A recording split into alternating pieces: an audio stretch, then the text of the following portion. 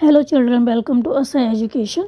आज हम करेंगे सीबीएसई की 8वीं क्लास की हिंदी की बुक दूरबा का 10वां चैप्टर बस की सैर। इसके हम करेंगे प्रश्नोत्तर। तो आइए देखते हैं कि आपका पहला प्रश्न क्या है। पहला प्रश्न है, शहर की ओर जाते हुए बल्ली ने बस की खिड़की से बाहर क्या क्या देखा। तो आंसर होगा, शहर की ओर जाते समय बल्ली ने बस की खिड़की से बाहर नहर, उसके पार ताड़ के वृक्ष, घास के मैदान, सुंदर पहाड़ियाँ, नीला आकाश और गहरी खाई देखी। इसके अलावा उसने दूर दूर तक फैले खेत और हरियाली ही हरियाली देखी। फिर आपका अगला प्रश्न है, अब तो उसकी खिड़की से बाहर देखने की इच्छा भी ख़त्म हो गई थी, तो वापसी में बल्ली ने खिड़की के बाहर देखना बंद क्यों कर दिया। तो आंसर हुआ, उसने रास्ते में एक मरी बच्चिया देखी जिसे देखकर वो बहुत दुखी हो गई।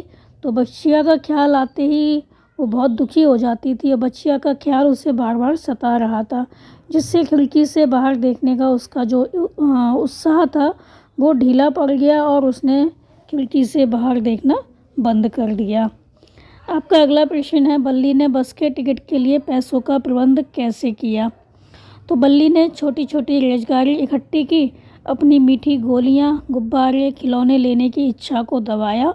यहाँ तक कि पैसे इकट्ठे करने के लिए उसने गोल घूमने वाले जो झूला था उस पर भी वो नहीं बैठी। यहाँ तक कि पैसे इकट्ठा करने के लिए वह गोल घूमने वाले झूले पर भी नहीं बैठी। इस तरह उसने क्या किया, पैसे की बचत की। फिर आपका अगला प्रश्न है, बल्ली की माँ जाग जाती और बल्ली को घर पर ना पाती तो क्या होता। यदि बल्ली की माँ जाग जाती और बल्ली को घर पर नहीं पाती तो क्या होता, वो परेशान हो जाती और उसे गांव में ढूंढने निकल जाती। फिर आपका अगला प्रश्न है, बल्ली शहर देखने के लिए बस से उतर जाती और जो बस है वो वापस चली जाती तो क्या होता। तो आंसर होगा कि यदि बल्ली शहर देखने के लिए बस से उतर जाती और बस चली जाती तो वो छोटी सी जो बच्ची थी वो शहर में खो भी सकती थी। फिर आपका अगला प्रश्न है, ऐसी छोटी बच्ची का अकेले सफ़र करना ठीक नहीं। तो आंसर होगा कि हाँ, हम इस बात से सहमत हैं, एक छोटी बच्ची का अकेले सफ़र करना ठीक नहीं है। तो बल्ली एक नादान बच्ची है, रास्ता भूल भी सकती है, कोई उसे बहकाकर ले भी जा सकता है। फिर आपका अगला प्रश्न है, बल्ली ने यह यात्रा घर के बड़ों से छिपकर की थी, तुम्हारे विचार से उसने ठीक किया या गलत। तो क्यों किया, मतलब अगर ठीक किया तो क्यों किया, अगर ये गलत है तो क्यों गलत है। तो आपका आंसर होगा, उसने यह गलत किया, इससे वह अपने परिवार से बिछड़ सकती थी, कुछ भी हो सकता था। फिर आपका अगला प्रश्न है, क्या तुमने भी कभी कोई काम इसी तरह छिपकर किया है, उसके बारे में लिखो। तो आंसर होगा कि अगर आपने छिपकर नहीं किया है तो लिख सकते हैं, नहीं हमने कोई काम छिपकर नहीं किया। लेकिन ऐसा होता नहीं है, बच्चे जो होते हैं कोई ना कोई काम छिपकर कर ही लेते हैं। तो आपने कोई भी काम जो छिपकर किया हो वो यहाँ पर लिख सकते हैं, जैसे बगीचे में से फल तोड़े, या छिपकर हमने टॉफ़ियाँ खाईं, या पतंगे लाए। तो जो भी आपने काम किया हो वो यहाँ पर आपको लिखना है। तो आप लिख सकते हैं कि हाँ, मैंने दूसरे के बगीचे से फल तोड़े। फिर आपका अगला प्रश्न है, मैंने कह दिया ना, नहीं उसने दृढ़ता से कहा। बल्ली ने कंडक्टर से खाने पीने का सामान लेने से साफ मना कर दिया। तो ऐसी और कौन कौन सी बातें हो सकती हैं जिनके लिए तुम्हें जो बड़े हैं उनको दृढ़ता से मना करना चाहिए। और फिर है, क्या तुमने भी कभी किसी को किसी चीज़ कार्य के लिए मना किया है, तो उसके बारे में बताओ।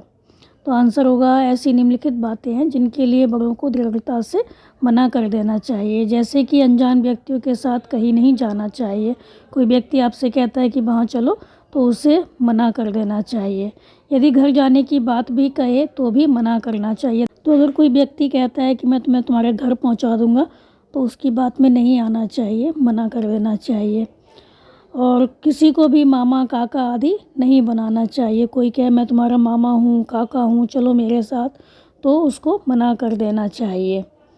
फिर आपका इसमें अगला प्रश्न है, क्या तुमने भी कभी किसी को किसी चीज़ और कार्य के लिए मना किया है, उसके बारे में बताओ।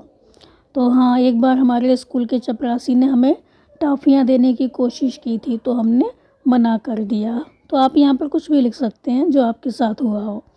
फिर आपका अगला प्रश्न है, बल्ली को या उसके किसी साथी को घमंडी शब्द का अर्थ ही नहीं मालूम था, तो तुम्हारे विचार से घमंडी का क्या अर्थ होता है। तो हमारे विचार से जो अपनी छोटी छोटी बातों के सामने भी किसी को अहमियत ना दे उसे घमंडी कहते हैं। अपने आगे किसी को समझता ही नहीं कोई तो उसको घमंडी कहते हैं। फिर है, तुम किसी घमंडी को जानते हो? तुम्हें वह घमंडी क्यों लगता है या लगती है?